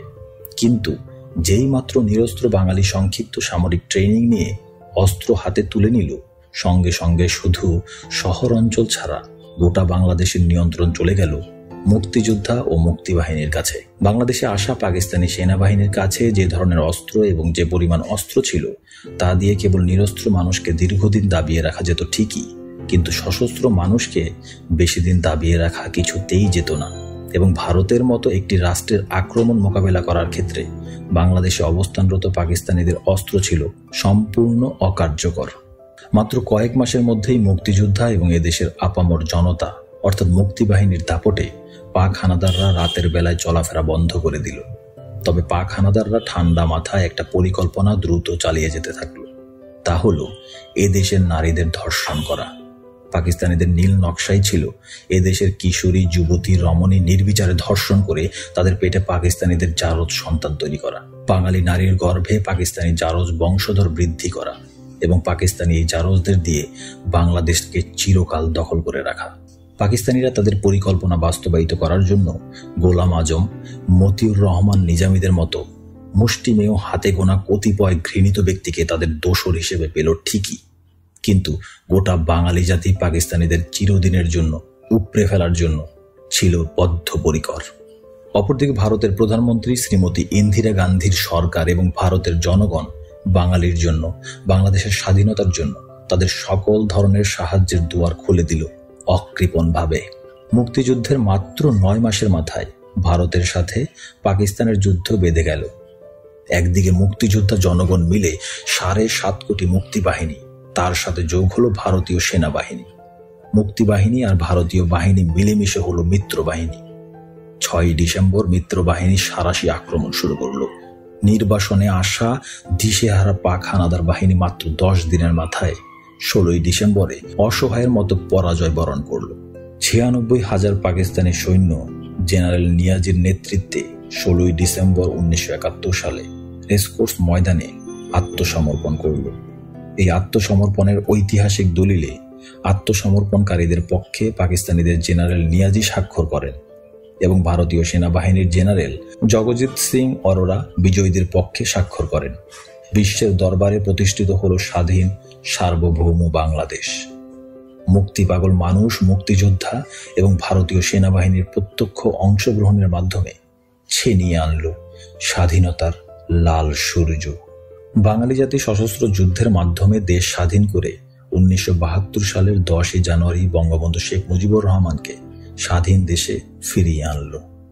স্বাধীন দেশে ফিরে এসে বঙ্গবন্ধু শেখ মুজিব, যার সফল নেতৃত্বে বাংলাদেশ স্বাধীন হয়েছে, বিপ্লবী সরকারের প্রধানমন্ত্রী বা মুজিবনগর সরকারের প্রধানমন্ত্রী তাজউদ্দিন আহমেদকে প্রধানমন্ত্রীর পদ থেকে সরিয়ে নিজে প্রধানমন্ত্রী হলেন।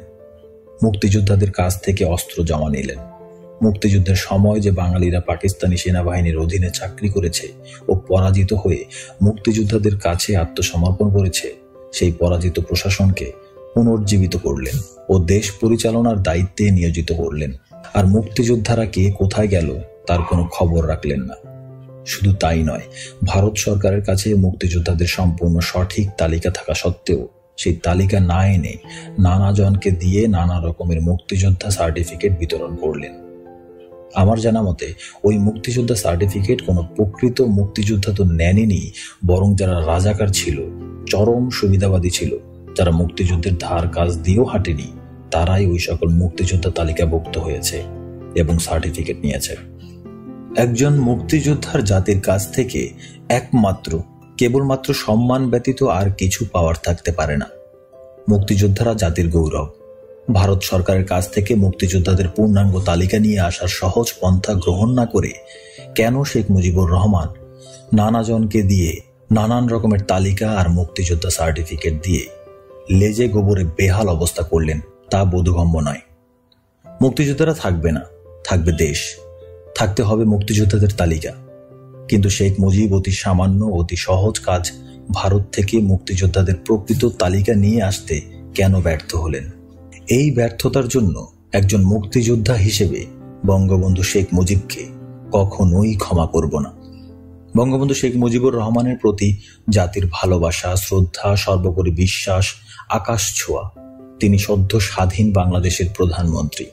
জাতির আশা ছিল মুক্তিযুদ্ধে অংশগ্রহণকারী রাজনৈতিক দলগুলো নিয়ে বঙ্গবন্ধু শেখ মুজিব একটি জাতীয় সরকার গঠন করবেন। কিন্তু বঙ্গবন্ধু শেখ মুজিবুর রহমান তা করলেন না। তিনি সরকার গঠন করলেন মুক্তিযুদ্ধের কঠিন ত্যাগের পরীক্ষায় পিছিয়ে পড়া, দেশ ও জাতির প্রতি দায়িত্ব পালনে চরমভাবে ব্যর্থ সুবিধাভোগী আওয়ামী লীগের সেই সব ব্যক্তিদের নিয়ে। মুক্তিযুদ্ধের সফল নেতা তাজউদ্দিন আহমেদ সহ সকল মুক্তিযোদ্ধাদের দূরে ঠেলে বঙ্গবন্ধু শেখ মুজিবুর রহমান পরাজিত প্রশাসন ও লোকদের দিয়ে সশস্ত্র যুদ্ধের মাধ্যমে বিজয়ী একটি জাতি ও একটি দেশকে পরিচালনা করতে গিয়ে আসলে বিজয়ী জাতিকে পরাজয়ের গহ্বরে ঠেলে দিলেন। একজন জাতীয় নেতার জ্ঞান, গরিমা আর অভিজ্ঞতায় পূর্ণাঙ্গ সফল হতে যদি 100 মার্কের দরকার হয়, তবে বঙ্গবন্ধু শেখ মুজিবুর রহমানের ছিল 50 মার্ক। পাকিস্তানের 23-24 বছরের আন্দোলন আর সংগ্রামের মধ্য দিয়ে শেখ মুজিবুর রহমান 50 মার্ক অর্জন করেছিলেন। আর বাকি 50 মার্ক অর্জন হতো যদি বঙ্গবন্ধু শেখ মুজিব 71-এ মহান মুক্তিযুদ্ধের সময় পাকিস্তানের কাছে বন্দী না হয়ে মুক্তিযুদ্ধের নেতৃত্ব দিতেন। তাহলে তিনি প্রত্যক্ষভাবে বুঝতেন মুক্তিযুদ্ধ কি, মুক্তিযুদ্ধের চেতনা কি, মুক্তিযুদ্ধের আদর্শ কি, মুক্তিযোদ্ধা কারা হয় এবং কিভাবে হয়। একটা জাতির জীবনে মুক্তিযুদ্ধ বারবার আসে না। জাতির জীবনে মুক্তিযুদ্ধ আসা বিরল ত্যাগের ব্যাপার। একমাত্র মুক্তিযুদ্ধের মাধ্যমেই একটি জাতি দেহ মনে মাথা তুলে দাঁড়ায় এবং পুরনো ধ্যান ধারণা, পুরনো সকল ব্যবস্থা, সংকীর্ণ সকল চিন্তা ঝেড়ে ফেলে জাতি নতুন করে জন্ম নেয়। একমাত্র মুক্তিযুদ্ধের জীবনপণ কঠিন পরীক্ষার মাধ্যমেই দেশ ও জাতির সেবায় এগিয়ে আসে জাতির বীর সন্তানেরা, আর পিছনে পড়ে যায়, পালিয়ে যায় সুবিধাবাদী ভীরু কাপুরুষের দল। কেবল মুক্তিযুদ্ধের সময়ই পরিষ্কার চেনা যায় কারা সুবিধাভোগী ভীরু কাপুরুষ আর কারা ত্যাগী পুরুষ।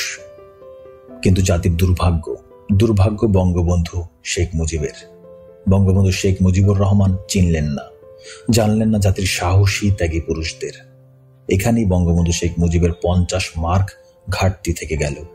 শুধু 50 মার্ক নিয়ে তিনি দেশ চালাতে গেলেন।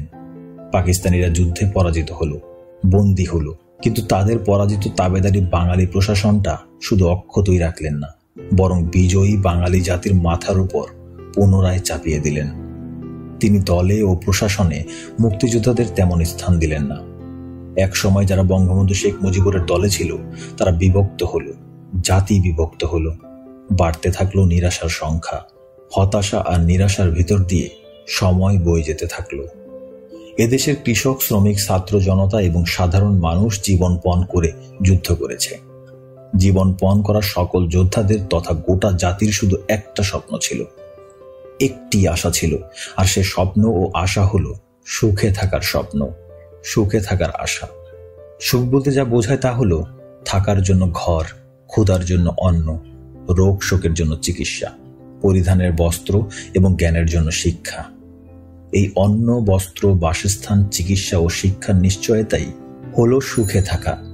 আর এই সুখে থাকার জন্যই এদেশের মানুষ লড়াই করেছে, যুদ্ধ করেছে। অস্পষ্ট হলেও জনগণের আকাঙ্ক্ষা ছিল সমাজ বিপ্লবের। আমাদের স্বাধীনতা সংগ্রামে সমাজতান্ত্রিক উপাদান ছিল, মুক্তিযুদ্ধে সমাজতন্ত্রীরাও ছিল। কিন্তু সমাজতন্ত্রীরা নেতৃত্ব দিয়ে জাতীয়তাবাদীদের উপরে ওঠার আগেই আমাদের দেশ স্বাধীন হয়ে যায়। মুক্তিযুদ্ধ বিকাশ লাভ না করে অসমাপ্ত থেকে যায়। ফলে সামাজিক বিপ্লবও অসমাপ্ত থেকে যায়। স্বাধীনতার অর্থ হচ্ছে জনগণের মুক্তি। দেশ স্বাধীন হলো কিন্তু জনগণ মুক্তি পেল না, জনগণের অর্থনৈতিক মুক্তি হলো না। স্বাধীনতা উত্তর বাংলাদেশে পুরাতন সমাজ কাঠামো ভেঙে নতুন সমাজ গড়ার মধ্য দিয়ে সকল মানুষের জন্য অধিকার ও সুযোগের সাম্য প্রতিষ্ঠা না করে বরং প্রতিহত করেছে সামাজিক বিপ্লবকে, অক্ষুণ্ণ রেখেছে অসম বিকাশের পুরাতন ধারাকে। তারা লুণ্ঠন করেছে দুহাতে। আমলা, কালো ব্যবসায়ী, অসৎ রাজনীতিক এরাই ক্রমাগত ধনী হয়েছে স্বাধীনভাবে। জনগণের অগ্রগতি হবে কি? তারা আরো নিঃস্ব, আরো দরিদ্র হতে থাকলো। নেতৃত্ব সমগ্র জনগণের স্বার্থ না দেখে শ্রেণী স্বার্থ দেখেছে। তাৎপর্যের বিষয়, নেতৃত্ব যে কেবল শ্রেণীতে সীমাবদ্ধ ছিল তা নয়, আটক ছিল দল এবং সর্বোপরি পরিবারের কাছে। দেশে দুর্ভিক্ষ শুরু হলো, হাজার হাজার মানুষ না খেতে পেয়ে ক্ষুধায় মারা গেল। বৃদ্ধি পেল লুণ্ঠন ও দুর্নীতি। শেখ মুজিবের নেতৃত্ব বিশ্বাসযোগ্যতা হারাতে লাগলো। অপরদিকে অসমাপ্ত সামাজিক বিপ্লবের বিপ্লবীরা পূর্ব বাংলা সর্বহারা পার্টির মহান নেতা কমরেড সিরাজ শিকদারের নেতৃত্বে তাদের সশস্ত্র বিপ্লবী তৎপরতা তীব্রতর করে তোলে। যুবকরা পূর্ব বাংলা সর্বহারা পার্টি জিন্দাবাদ, কমরেড সিরাজ শিকদার জিন্দাবাদ ধ্বনি দিয়ে দেশে ব্যাপক এক নতুন সংগ্রাম শুরু করে। এই সংগ্রামের নাম দেয় শ্রেণী সংগ্রাম। দলে দলে যুবকরা সিরাজ শিকদারের নেতৃত্বে এই সশস্ত্র সংগ্রামে যোগ দিতে থাকে। আদিকাল থেকে শিক্ষিত ও ধনী পরিবারে সিরাজ শিকদার জন্মগ্রহণ করেন। সিরাজ শিকদার খুবই মেধাবী ছাত্র ছিলেন এবং নিজে বিএসসি ইঞ্জিনিয়ার ছিলেন। ছাত্র জীবনে তিনি বামপন্থী ছাত্র সংগঠন করতেন। শ্রেণী সংগ্রাম ও সমাজ বিপ্লবের প্রয়োজনে কমরেড সিরাজ শিকদারের সশস্ত্র সংগ্রাম এতই ব্যাপক ও তীব্র হলো যে শেখ মুজিবুর রহমানের প্রশাসন দিনকে দিন অচল হয়ে যেতে শুরু করল। নির্যাতিত, নিপীড়িত, শোষিত বাঙালির হৃদয় কমরেড সিরাজ শিকদারকে ঘিরে নতুন করে স্বপ্ন দানা বাঁধতে লাগলো। 1974 সালের 2 জানুয়ারি সিরাজ শিকদার গ্রেফতার, পলায়নকালে পুলিশের গুলিতে নিহত, এই শিরোনামে দেশের সকল পত্রিকায় সংবাদ পরিবেশিত হলো।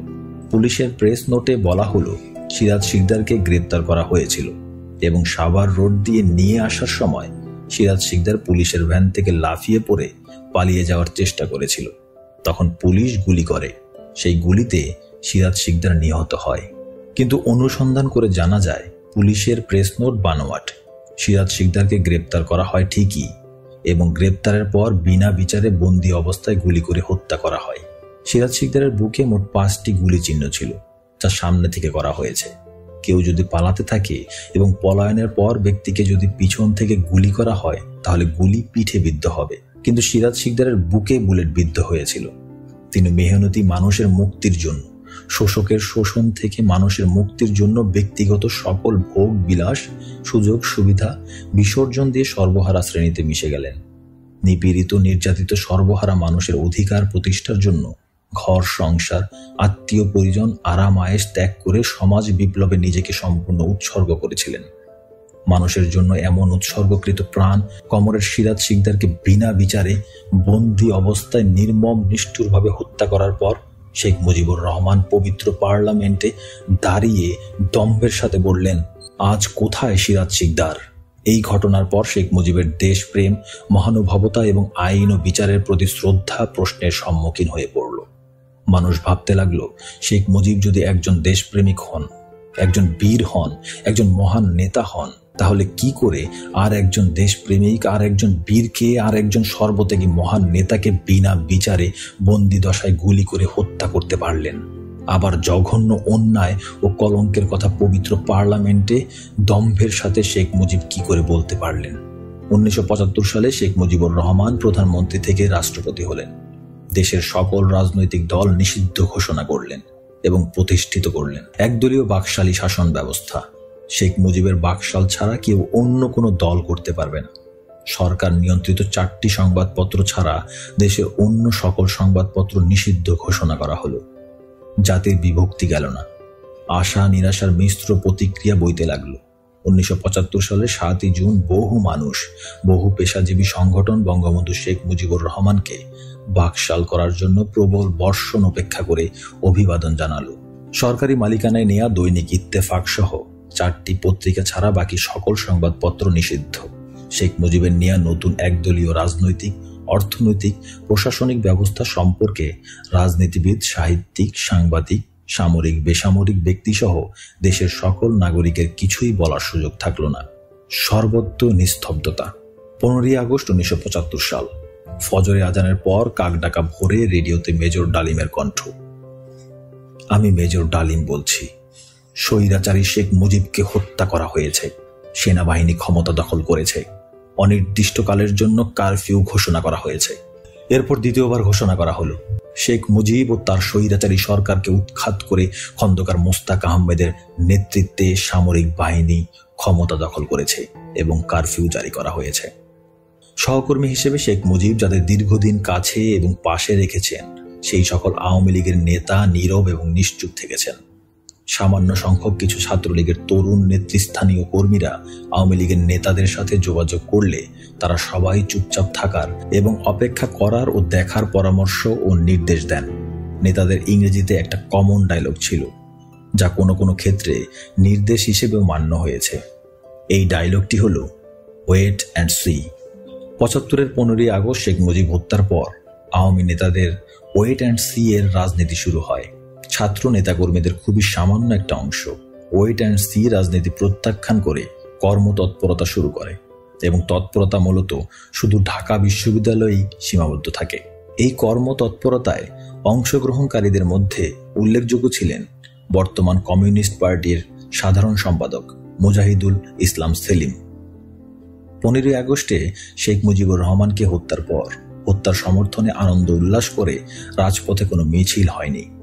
আবার হত্যার বিপক্ষেও কোনো শোক সভা, শোক মিছিল এবং প্রতিবাদ মিছিল হয়নি। বলা যায় শেখ মুজিব হত্যাকাণ্ডের পিছনে প্রায় সকল সামরিক এবং বেসামরিক নেতৃত্ব সমর্থন জুগিয়েছিল। অন্তত এ কথা সহজেই বলা যাবে যে সকলেই নীরবে এ হত্যা মেনে নিয়েছিল, কেবলমাত্র ব্যতিক্রম কাদের সিদ্দিকী ছাড়া। মুক্তিযুদ্ধের কিংবদন্তি কাদের সিদ্দিকী শেখ মুজিব হত্যার প্রতিবাদে 1971-এর মুক্তিযুদ্ধের ন্যায় আবারও সশস্ত্র যুদ্ধ শুরু করে। শেখ মুজিব হত্যাকাণ্ডের পর আওয়ামী লীগের নেতারা এবং শেখ মুজিবের মন্ত্রিসভার সদস্যরাই খন্দকার মোস্তাক আহমেদের নেতৃত্বে মন্ত্রিসভা গঠন করে। খন্দকার মোস্তাক আহমেদ শেখ মুজিবের স্থলাভিষিক্ত হন। খন্দকার মোস্তাক আহমেদ ছিলেন শেখ মুজিবুর রহমানের মন্ত্রিসভার বাণিজ্য মন্ত্রী। বাণিজ্য মন্ত্রী খন্দকার মোস্তাক আহমেদের রাষ্ট্রপতি হওয়ার সাংবিধানিক কোনো বৈধতা ছিল না। খন্দকার মোস্তাকের রাষ্ট্রপতি হওয়া সাংবিধানিকভাবে সম্পূর্ণ অবৈধ ছিল। তবুও দেশের নতুন রাষ্ট্রপতি হন খন্দকার মোস্তাক আহমেদ এবং খন্দকার মোস্তাক আহমেদের নেতৃত্বে মন্ত্রিসভায় যোগদান করেন বর্তমান শেখ হাসিনার মন্ত্রিসভার সদস্য আবুল হাসান চৌধুরীর পিতা সাবেক রাষ্ট্রপতি আবু সাইদ চৌধুরী, শেখ হাসিনার আওয়ামী লীগ সভাপতি মণ্ডলীয় সদস্য এবং এমপি আব্দুল মান্নান সহ শেখ মুজিবের মন্ত্রিসভার অনেক মন্ত্রী। খন্দকার মোস্তাক আহমেদের রাষ্ট্রপতি হওয়া সাংবিধানিকভাবে কোনো বৈধতা না থাকা সত্ত্বেও অবৈধভাবে খন্দকার মোস্তাক আহমেদকে রাষ্ট্রপতি হিসেবে শপথ বাক্য পাঠ করান সুপ্রিম কোর্টের অস্থায়ী প্রধান বিচারপতি এবি মাহমুদ হোসেন। এছাড়া মুক্তিযুদ্ধের বীর সেনানী বঙ্গবীর জেনারেল MAG ওসমানী খন্দকার মোস্তাকের সামরিক উপদেষ্টা হন।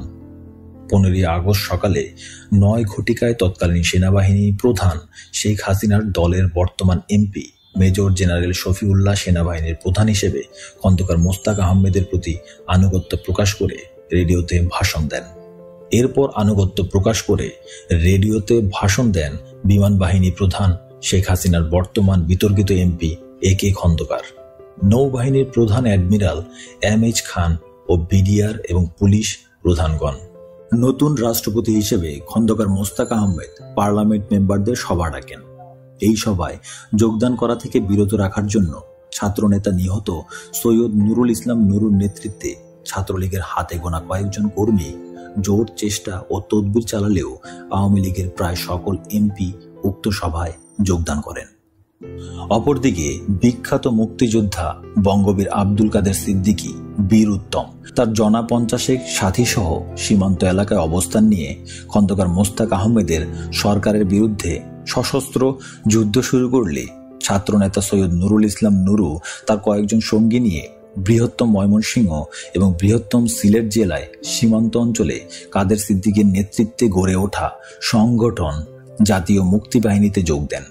ডাকসুর সাবেক ভিপি মুজাহিদুল ইসলাম সেলিম, ইসমত কাদির গামা, রবিউল আলম চৌধুরী, এদের নেতৃত্বে মাত্র শখানেক ছাত্রনেতা ও কর্মী ঢাকা বিশ্ববিদ্যালয়ে রাজনৈতিক কর্মতৎপরতা শুরু করলে এই কর্মতৎপরতা প্রতিহত করার জন্য জাসদ ছাত্রলীগ প্রবলভাবে সক্রিয় হয়ে ওঠে।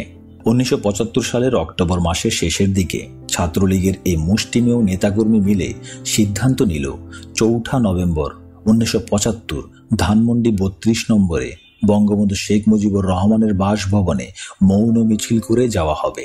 4 নভেম্বরের মৌন মিছিল সফল করে তোলার জন্য ঢাকা বিশ্ববিদ্যালয় এবং ঢাকা শহরে গোপন বৈঠক চলতে লাগলো।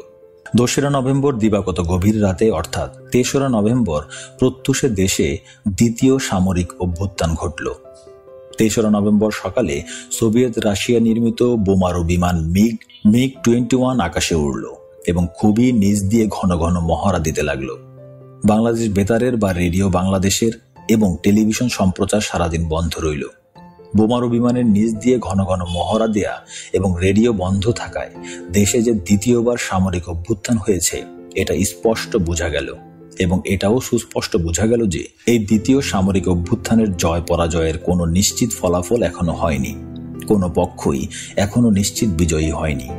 আর এই জন্যই বোমারু বিমান মিগ 21 বারবার নিচে ড্রাইভ দিয়ে প্রতিপক্ষকে বোমা মারার হুমকি দিচ্ছে এবং বেতার বা রেডিও বন্ধ রয়েছে।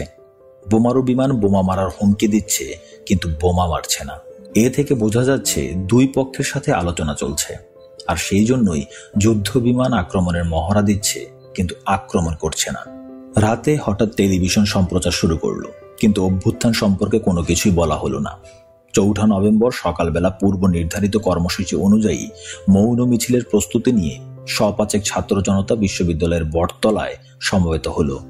সমবেত ছাত্র জনতা বিচ্ছিন্নভাবে সামরিক অভ্যুত্থান নিয়ে আলোচনা শুরু করলো। এদের অধিকাংশের ধারণা সেনাবাহিনীর নতুন প্রধান মুক্তিযুদ্ধের ঘোষণা দানকারী মেজর জেনারেল জিয়াউর রহমান অভ্যুত্থান করেছেন। মুক্তিযুদ্ধের ঘোষক হিসেবে সাধারণ মানুষের কাছে জেনারেল জিয়ার একটা পরিচিতি ছিল এবং গ্রহণযোগ্যতা ছিল, তাই অনেকেই মনে করেছে জেনারেল জিয়াউর রহমানের নেতৃত্বেই সামরিক অভ্যুত্থান হয়েছে। অবশ্য কেউ কেউ বলল ব্রিগেডিয়ার খালেদ মোশাররফ অভ্যুত্থান করেছেন। অভ্যুত্থানের নেতৃত্বে কে দিয়েছেন তা পুরোপুরি নিশ্চিত না হওয়া গেলেও একটা বিষয় নিশ্চিত হওয়া গেছে যে 15ই আগস্ট অভ্যুত্থান করে শেখ মুজিবকে যারা হত্যা করেছে তারা এখন আর ক্ষমতায় নেই এবং তারা দেশ ত্যাগ করেছে। ইতোমধ্যে আরো কয়েক শত লোক সমাবেশে যোগ দিয়েছে। 700-800 লোক নিয়ে মৌন মিছিল শুরু হলো। মৌন মিছিল ধানমন্ডি 32 নং সড়কে বঙ্গবন্ধু শেখ মুজিবুর রহমানের বাসভবন অভিমুখে যাত্রা করল। পলাশীর মোড়ে পুলিশ প্রথম বাধা দিল। পুলিশ বলছে মিছিল নিষিদ্ধ, আপনারা মিছিল করবেন না। কে মিছিল নিষিদ্ধ করেছে জিজ্ঞেস করলে পুলিশ কোনো উত্তর দিতে পারেনি। পুলিশ বলেছে আপনারা একটু অপেক্ষা করুন, আমরা ঊর্ধ্বতন কর্তৃপক্ষের কাছে জেনে নেই। কিন্তু মিছিল থামলো না, মিছিল চলতে থাকলো। পুলিশও কামকাওয়াস্তে হালকা পাতলা বাধা দিতে লাগলো, কিন্তু প্রকৃত অর্থে পুলিশ বাধা বলতে যা বোঝায় তা পুলিশ মোটেও দেয়নি।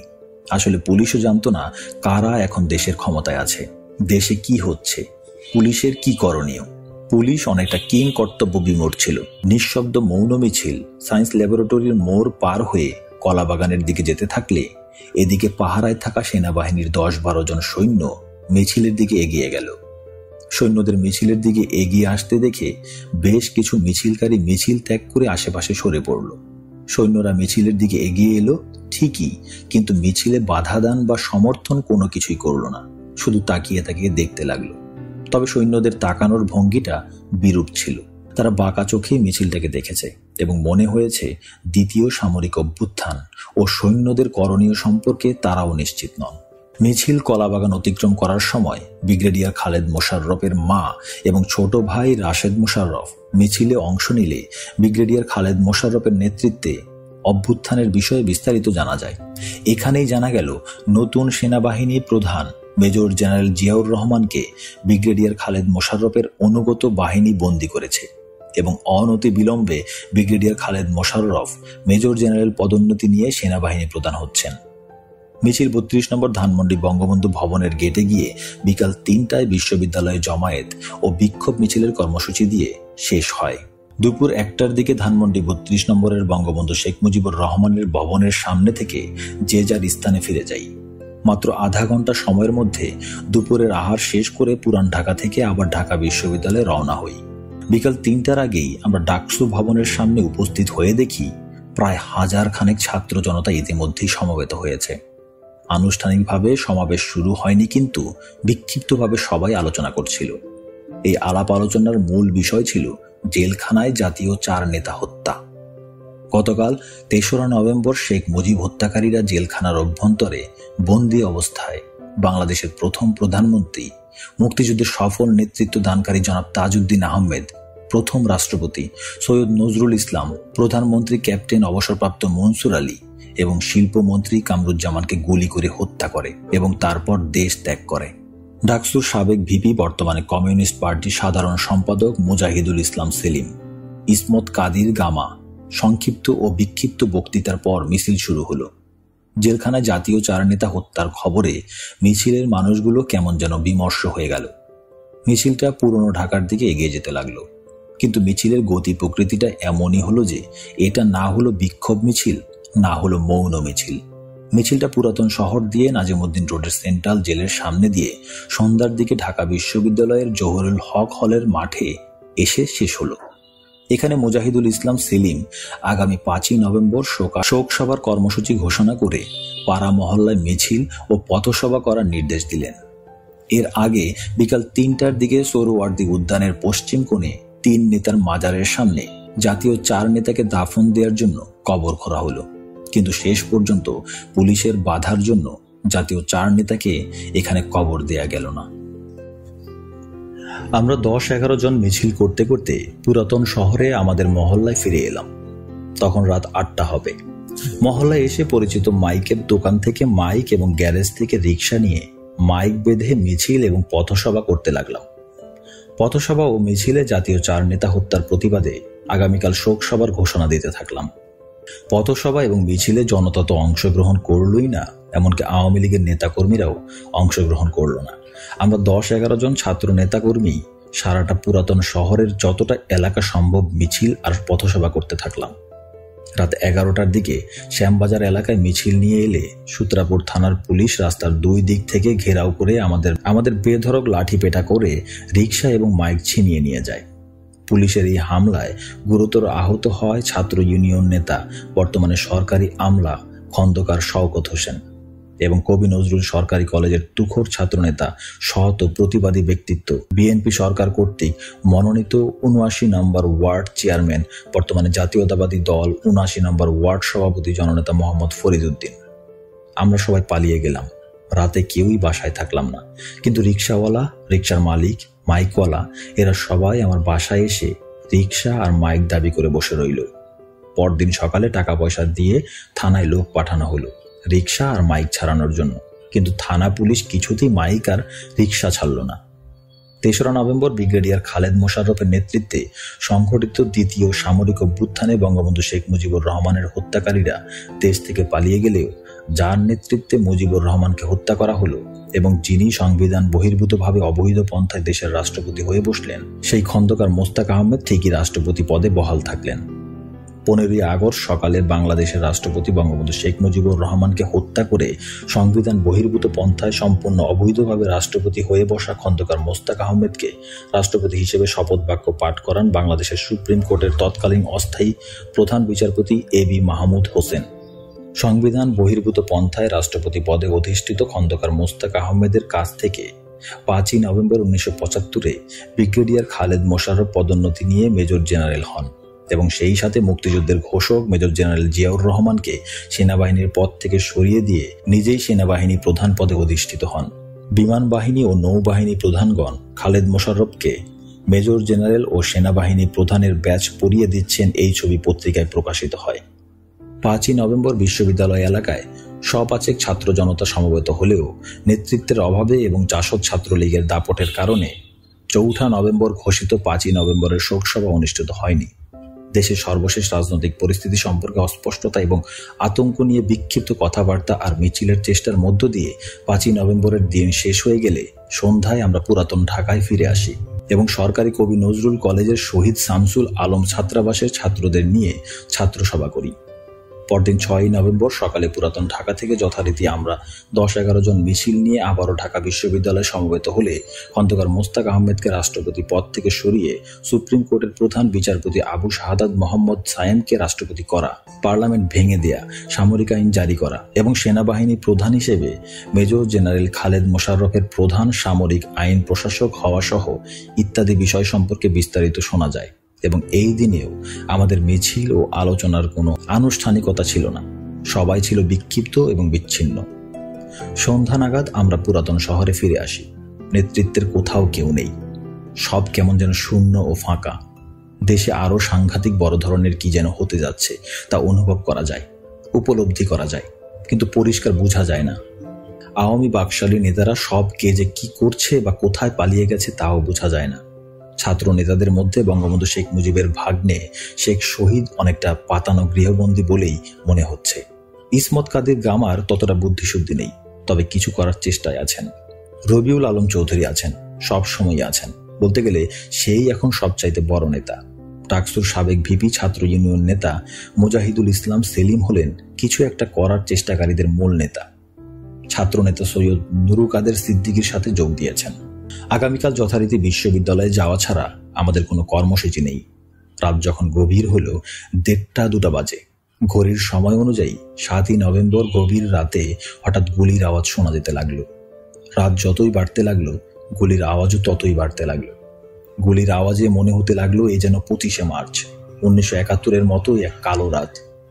25শে মার্চ 1971-এর পাকিস্তানি হানাদার বাহিনী নিরস্ত্র ঘুমন্ত বাঙালিকে নির্বিচারে গুলি করে হত্যা করেছে। কিন্তু আজকের গুলি কারা করছে, কেন করছে, কার বিরুদ্ধে করছে কিছুই বোঝা যাচ্ছে না।